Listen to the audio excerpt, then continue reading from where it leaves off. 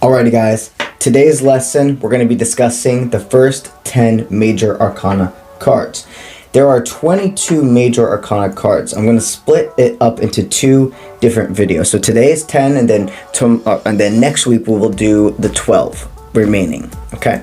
So not only are we going to go into explaining the names of each card, the meanings of each card, but also every single card has an astrology sign attached to it.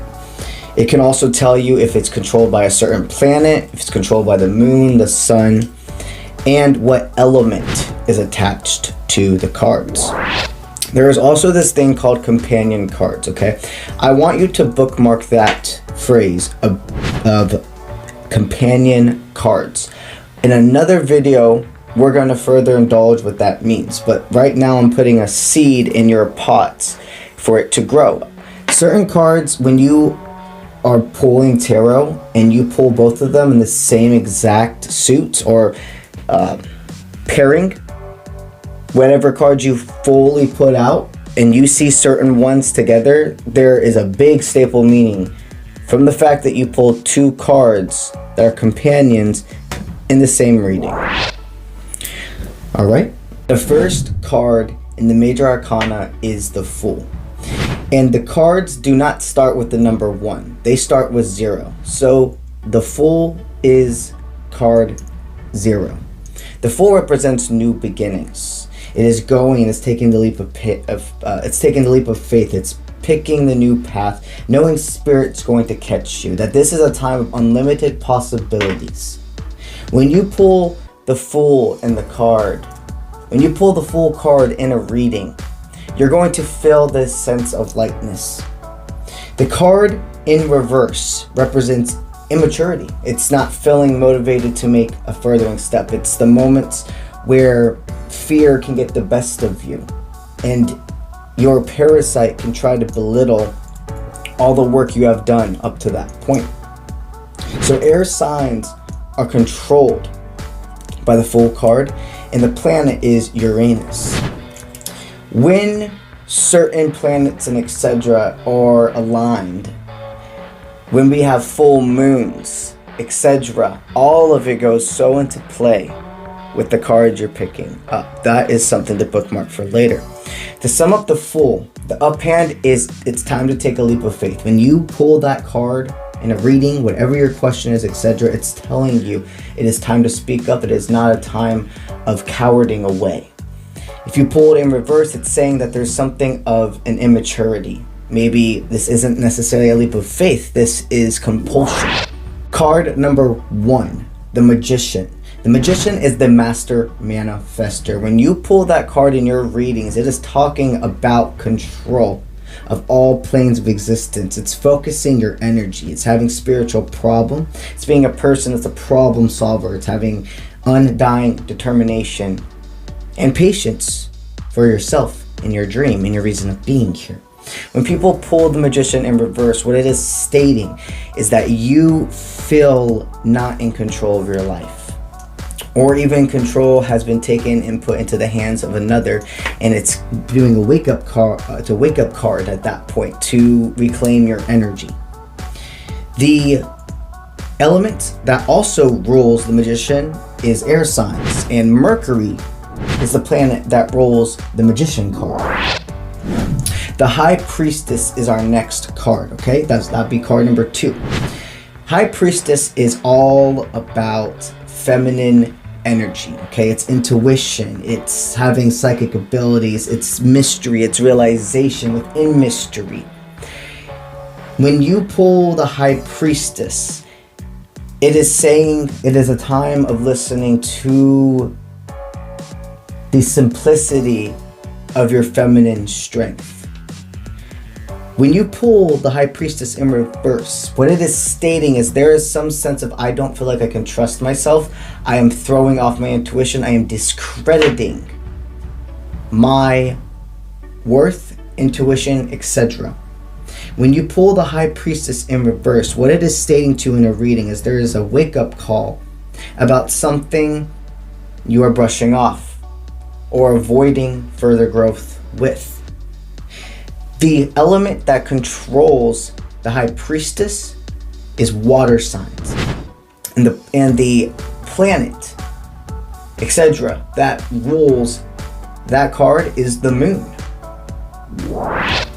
The next card in our tarot is the Empress, okay? The Empress is all about beauty, abundance, also honoring the beautiful strength of the divine feminine nature. It's more about being a nurturer when you pull the Empress. The High Priestess is following guidance, intuition. When it's the Empress, it's about being like a nurturer. It's also when we pull the Empress in readings talking about pregnancy or a new birth of any sort, it is extremely stating in the favor of it happening, okay? When we pull the Empress in reverse, there's some form of vain effort surrounding. There is a sense of being stripped away of the ability to see the strength in your nurture, your compassion, sympathy. The Empress in reverse is almost being in a setting, in an area, a situation where you're not being treated to your worth. When we go into another guided tarot teaching, after you understand all the cards' basic meanings, we will start giving much more examples of individual types of readings. What if you're doing a reading for another person? What if you're doing a reading for yourself? What if you're doing a reading about, should I take a leap of faith with a job, a move, my current energy, what's going on in the world? All of that will come after you understand all the cards. So again, the High Priestess and the Empress, they both are feminine energy, but the High Priestess is more about the intuition of your feminine energy, and the Empress is more about the nurture of your feminine energy. If you were to pull the Empress in reverse, and we're asking about how others are taking your advice, what I would state is that people are letting it go one ear and out the other, and you should reclaim and save your energy and not give your words to people that don't see the value in it. The element that controls the Empress is Earth. And the planet that controls the Empress is Venus. Now we will move on to card 4, which is the Emperor. Okay, so the Emperor is power, it's authenticity, it's authority, it's having experience and being able to share your knowledge. It's already laying down the groundwork. It's having masculine control. So dominance, willpower, go-getter attitude, logical thinking. The Emperor is somebody who makes decisions alongside the Empress. The Emperor and the Empress are of the same level, but their strengths are in different parts. If you were to pull the Emperor in reverse, it is stating that there's a tyrant, there's a fake leader surrounding. That there is something where there's a person who's trying to act like they have control of their masculine nature, but actually they don't. It is a liar. The Emperor in reverse is a vain leader. The element that controls the Emperor is fire. Number 5, the Hierophant. Okay, so the Hierophant, you remember how we had the High Priestess and the Empress paired together? How the High Priestess is about that intuition, the Empress is about that nurture, the care. Well, just as the Emperor has and holds that authority and is about much more 3D world actions, the Hierophant is 5D, it's inwards. The Hierophant is about traditionalism, and that means many different forms. It's about study, it's about time of seeing I am a sponge, I am a researcher. It's feeling harmony and balance within self. It is masculine energy, it is calmity. The Emperor and the Hierophant are both masculine energy, but the Emperor is of the 3D. The Hierophant is of the 5D.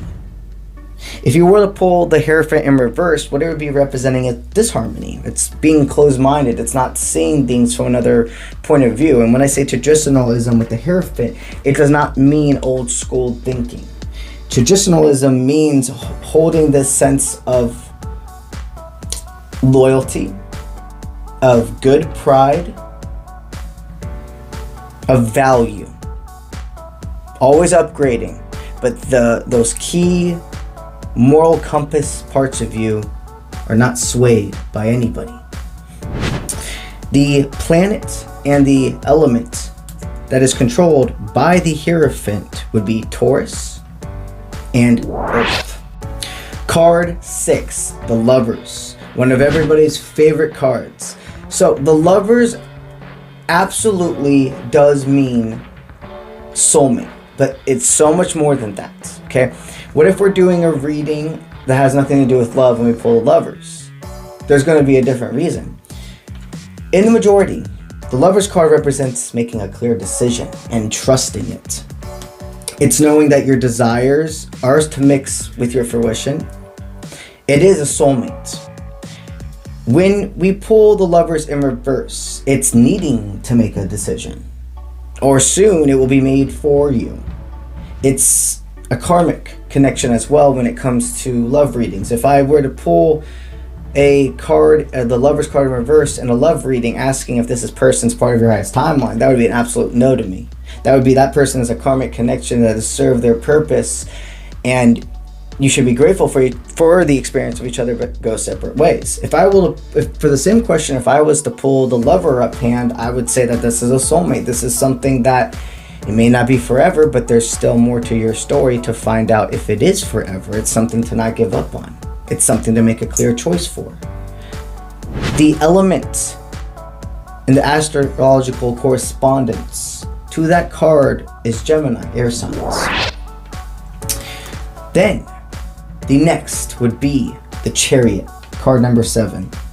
Card number 7 is about ruling your willpower. Chariot mode, going forward with no hesitation.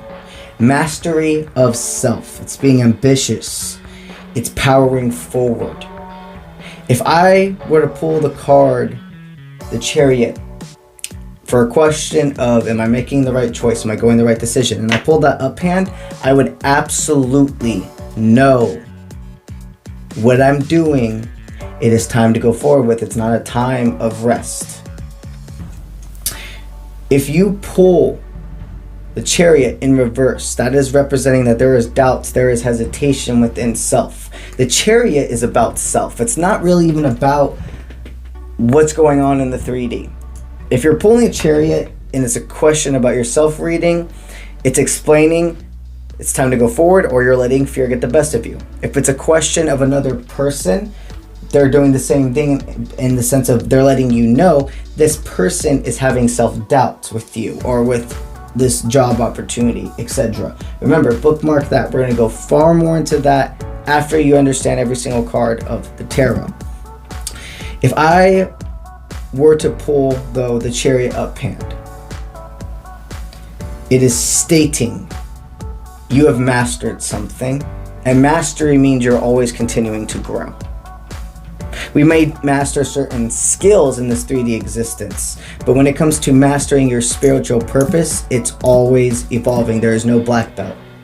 It's an infinity belt. The card, the Chariot, is controlled by water signs, Cancers. Now, card number 8 is Strength. Strength, uphand, is all about internal strength. It's confidence, it's patience, it's having stamina, it's trust, it's courage, it's trusting yourself. And part of trusting yourself knows that there will be imbalances. Part of trusting yourself is knowing when the parasite is in your head trying to get the best of you and you ignore it. You don't let it get to you. When you're making decisions, when you're doing the right thing, when you're standing up and you're talking in a crowd full of people and that parasite in your head wants you to say, oh, what you just said was stupid. Nobody's going to understand what you just said. In reality, everybody understands what you're saying. Everybody's hearing you. Strength uphand is all about internal.